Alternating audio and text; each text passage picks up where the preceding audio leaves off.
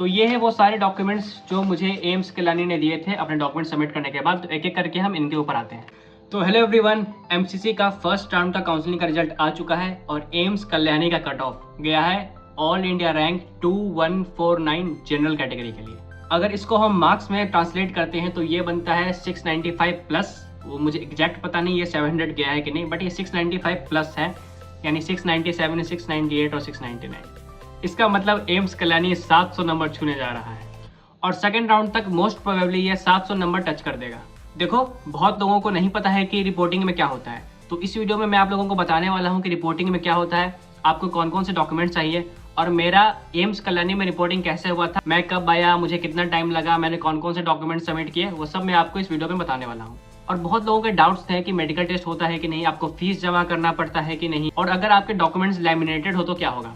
तो वो सारे डाउट्स मैं इस वीडियो में क्लियर करने वाला हूँ। तो जो लोग मुझे नहीं जानते हैं, मेरा नाम नीलेश भारती है और मैं एम्स कल्याणी का फाइनल ईयर MBBS स्टूडेंट हूँ। तो बिना किसी देरी का वीडियो में आगे बढ़ते हैं। तो ये है वो सारे डॉक्यूमेंट्स जो मुझे एम्स कल्याणी ने दिए थे अपने डॉक्यूमेंट सबमिट करने के बाद। तो एक एक करके हम इनके ऊपर आते हैं।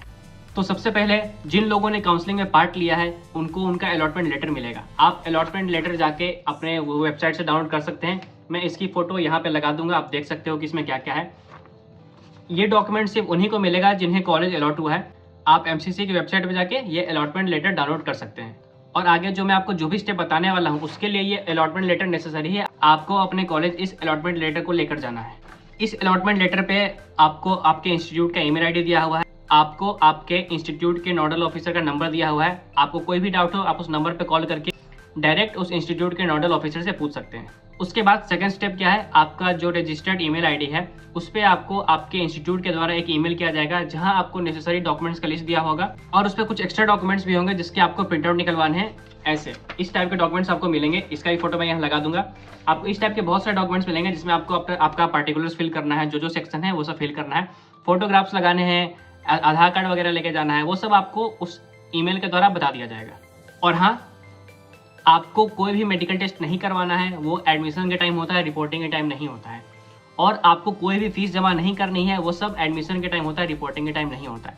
आपको कोई भी एफिडेविट नहीं बनवाना है, वो सब कुछ एडमिशन के टाइम होता है, रिपोर्टिंग के टाइम नहीं होता। तो फर्स्ट स्टेप था अलॉटमेंट लेटर डाउनलोड करना और सेकंड स्टेप था कि आपको आपके इंस्टीट्यूट के द्वारा जो डॉक्यूमेंट्स आए हैं उसको जेरोक्स करवाना है और जो रिक्वायर्ड डॉक्यूमेंट्स है वो आपको लेना है। मैं अपना केस बता देता हूँ कि एम्स कल्याणी ने मुझसे क्या क्या डिमांड किया था। तो ये है वो लिस्ट, यहाँ पे देख सकते हो आप लोग। ये मैं आपको स्क्रीन पे लगा दूंगा, मैं एक बार देख के पढ़ देता हूँ। आपको चाहिए ऑफर स्लिप यानी अलॉटमेंट लेटर, आपको चाहिए admit card issued by NEET, आपको चाहिए आपका 10th पास या बर्थ सर्टिफिकेट, दोनों सेम चीज़ है, आपको चाहिए आपका 12th का मार्कशीट, आपको चाहिए माइग्रेशन सर्टिफिकेट और आपको चाहिए SC ST या OBC या EWS, आप जिसके लिए एप्लीकेबल हो वो आपको वो चाहिए। और अगर आप PWD कैंडिडेट है तो आपको आपका PWD सर्टिफिकेट चाहिए।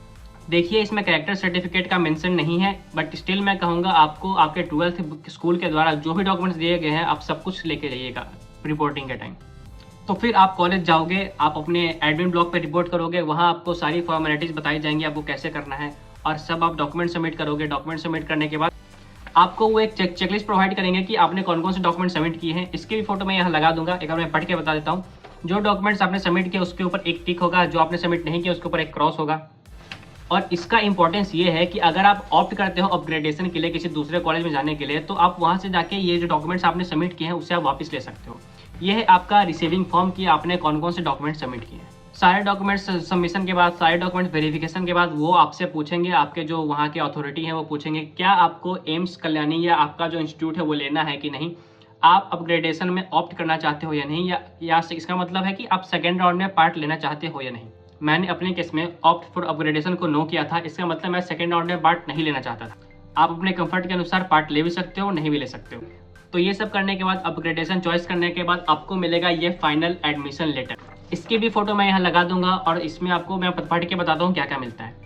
आपका पर्सनल डिटेल्स मिलता है, आपको आपके सीट अलॉटमेंट के डिटेल्स मिलते हैं और यहाँ है कैंडिडेट डिटेल्स आफ्टर वेरिफिकेशन। और यहाँ पे एक पॉइंट लिखा हुआ है your willingness for participation in next round. यहाँ मैंने नो किया था, अगर आपने येस किया है तो यहाँ आपका येस हो रहेगा। तो यही था पूरी रिपोर्टिंग। पूरी रिपोर्टिंग में अब टाइम कितना लगता है, देखो मैं सुबह गया था ऑलमोस्ट 10 बजे के आसपास और मेरी रिपोर्टिंग दोपहर तक खत्म हो गई थी। हाँ, 2-3 घंटे में ही हमारी पूरी रिपोर्टिंग खत्म हो गई थी। एम्स कल्याणी का जो एडमिनिस्ट्रेशन है वो बहुत ज़्यादा सपोर्टिव है, एकदम बिल्कुल भी फालतू का टाइम वेस्ट नहीं करता, इसीलिए मेरी रिपोर्टिंग आधे दिन में ही हो गई थी। तो जिन लोगों को एम्स कल्याणी मिला है उन्हें बेस्ट ऑफ लक। मैं आप लोगों को देखूंगा 2-3 महीने बाद जब आपके क्लासेस शुरू होंगी। और जिनको कोई भी कॉलेज मिला है तो ऑल द बेस्ट, कोई भी कॉलेज मिल जाना बहुत अच्छी बात है। पर जिनको कोई भी सीट नहीं मिला है और इस बार का कट ऑफ बहुत ही ज़्यादा हाई था, तो बिल्कुल ही बुरा मत मानो, नेक्स्ट टाइम के लिए प्रिपेयर करो, तुम बिल्कुल कर सकते हो। तो इस वीडियो में इतना ही। अगर आपको कोई भी डाउट है इस वीडियो से रिलेटेड और कोई भी अलग से डाउट हो तो आप इस वीडियो के कमेंट सेक्शन में कमेंट कर सकते हो, मैं आपको आंसर करने की कोशिश करूंगा। तो मिलते हैं नेक्स्ट वीडियो में, तब तक के लिए बाय बाय।